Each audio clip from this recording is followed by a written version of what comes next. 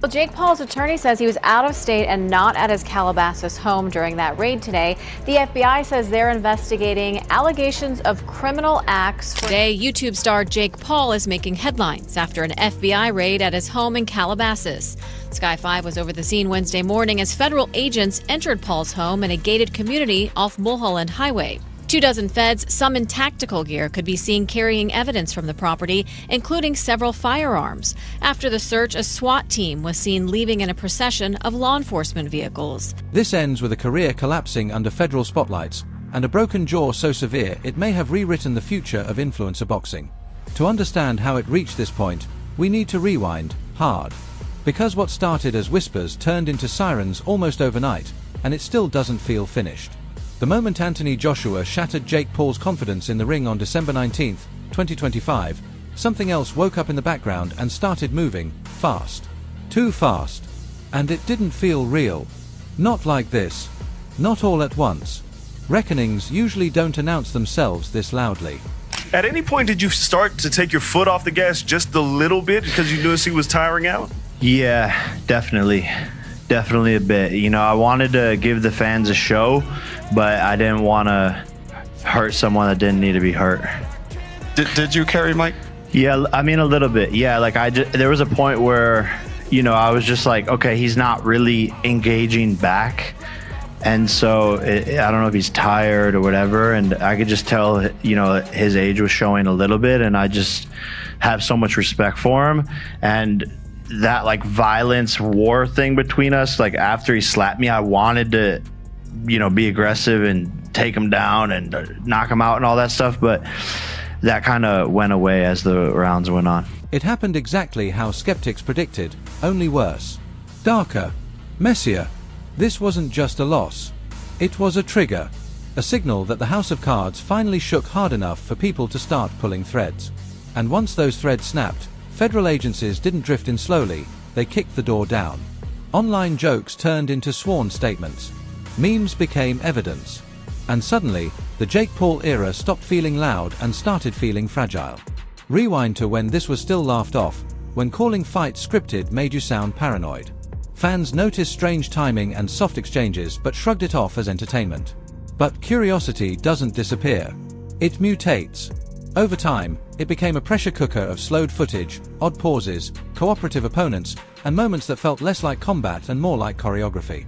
People stayed because something felt off, and leaving felt like missing the moment it finally cracked. Jake Paul versus Mike Tyson was 100% scripted. Mike Tyson repeatedly bit his boxing glove throughout the fight. When fights are scripted, fighters do weird gestures to signal that they're hurt. It's very possible Mike Tyson was biting on his glove to tell Jake Paul to calm down. Now, if that's not enough proof that this fight was scripted, in the middle of the fight, Mike Tyson is literally talking to Jake Paul while they are clinched. Then the Tyson fight blew the door clean off. Not with one moment, but too many. Repeated glove biting like a nervous tell. Whispered words in clinches that didn't sound like trash talk. Referee cues that felt coded. Suddenly, the theory wasn't abstract anymore. It was timed, mapped, written down round by round, like someone knew what was coming before it happened. And when that script leaked, disbelief turned into fear. Here's where it gets dangerous. The script wasn't perfect, and imperfection suggests improvisation. Someone going off book. Control slipping. And if you're asking who benefits when control slips with that much money involved, you're asking the right question. Someone is lying. And we're not even at the worst part yet. That's definitely a crazy fight because of the weight differences. The weight difference in there, I only know one man that'll do the weight difference like that, and that's the Bronze Bomber. You know, for me, in my opinion, I think it's scripted a little bit because, you know, of the weight difference, and you know, Joshua is a former, you know, champion, and also, you know, he's current, he's active. You know, I mean, this is going to be the first time that we see Paul, you know, fighting an active fighter. You know, I mean, we seen the Mike Tyson, that was all fun, that was cute. You know what I'm saying? It's fun and games and stuff, but now you're dealing with a real professional. You know, Anthony Joshua entering this story is where everything tilted. He wasn't supposed to be here. Not active, not elite. Not an Olympic gold medalist with real heavyweight power. Once sportsbooks lit up and international money poured in, this stopped being content and crossed into legal territory. Because when outcomes are predetermined and bets are placed, That's not entertainment, that's fraud. And that's when federal agencies start paying attention. Joshua didn't fight to protect a narrative. He fought like a professional, assessing a mismatch, patient, precise, ruthless. And when he landed, when Paul went down, when the jaw fractured in 2 places, the ring told the truth. Blood doesn't lie. Bone doesn't fake. In that moment, the illusion shattered and echoed backward through every fight people once defended. Discussion, any agreement about, hey, you need to get the fight into this round, you need to carry him for X amount of rounds, you need to do your part to get it into the 5th, 6th, or whatever? Absolutely no way ever. I mean, if you look at a couple of the right hands that AJ missed with in the first couple of rounds, like, they would have done the same job on Jake's jaw if they would have landed. And Jake did very well to avoid them. So I always said going into the fight, AJ's not the kind of guy that's going to come out like a train, just start swinging away. He's going to take his time, and that's what he did. You know, the fight definitely went a few more rounds than anticipated from Anthony, but it's like, even now, it's like, yeah, it was definitely a fix. Some guy commented today on one of my posts, yeah, it was definitely a fix. I go, you do know that he's broken his jaw in 2 places. Listen closely here, this matters. Promoters didn't deny the accusations the way you'd expect. They didn't laugh.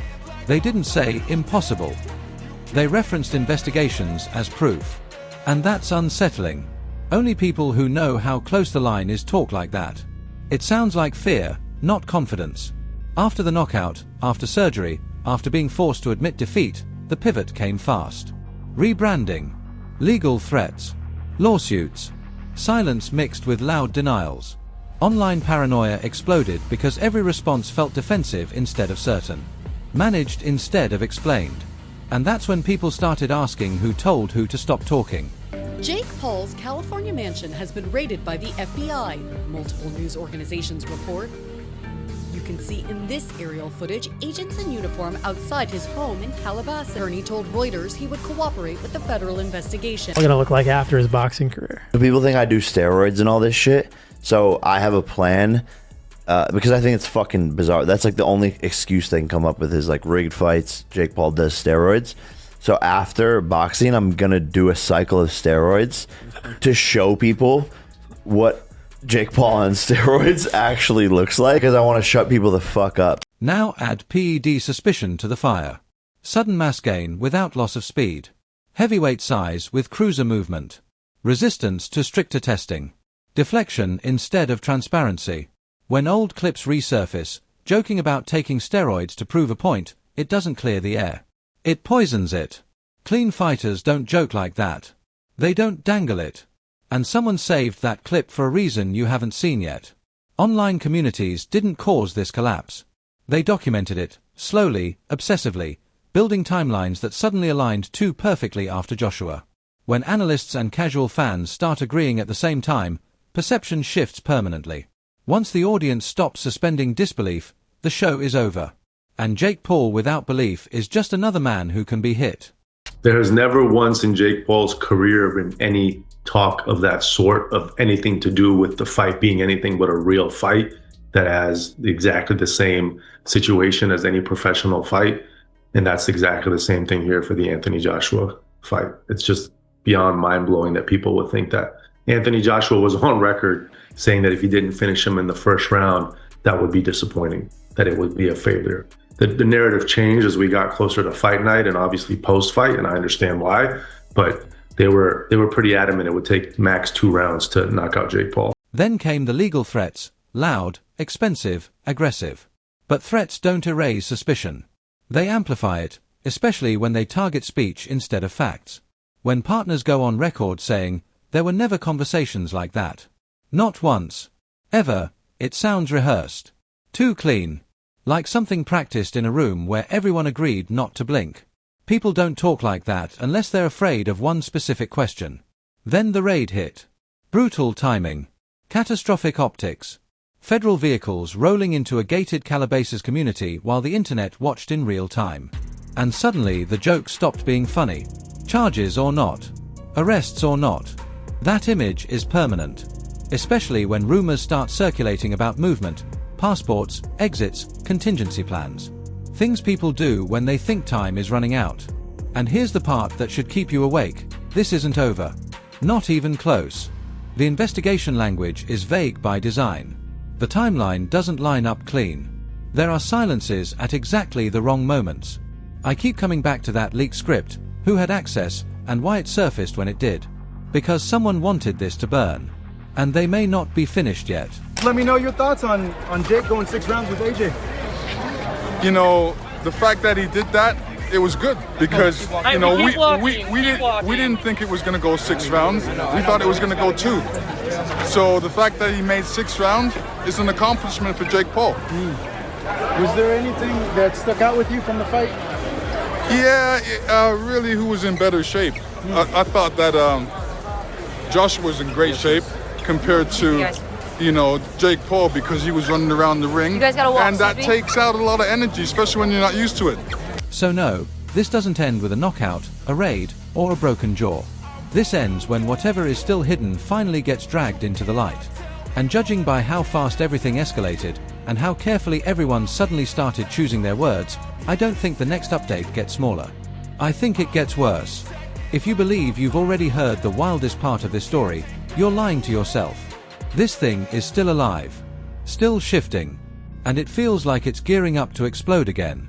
That leaked Tyson script continues to haunt the entire situation because leaks at that level don't happen by accident. Someone chose to release it. Someone wanted the conversation to change. And I can't shake the feeling that it was either a warning or retaliation. If that's true, then what we're seeing now is just the surface of a much deeper internal fracture we don't fully understand yet.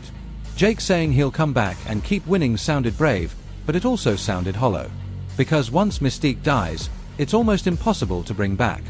Boxing fans are ruthless with exposed fighters, especially ones who talked big. Once inevitability disappears, every future opponent smells blood instead of money, and that changes negotiations fast. I keep thinking about Mike Tyson in all of this. A legend reduced to a symbol inside someone else's story. Scripted or not, that alone feels wrong. Legends deserve clarity, not ambiguity. And the fact that we're even debating his intent shows how messy this era became, blurring respect, spectacle, and sport into something deeply uncomfortable. Do I think Jake Paul orchestrated everything maliciously? No. Do I think corners were cut, narratives managed?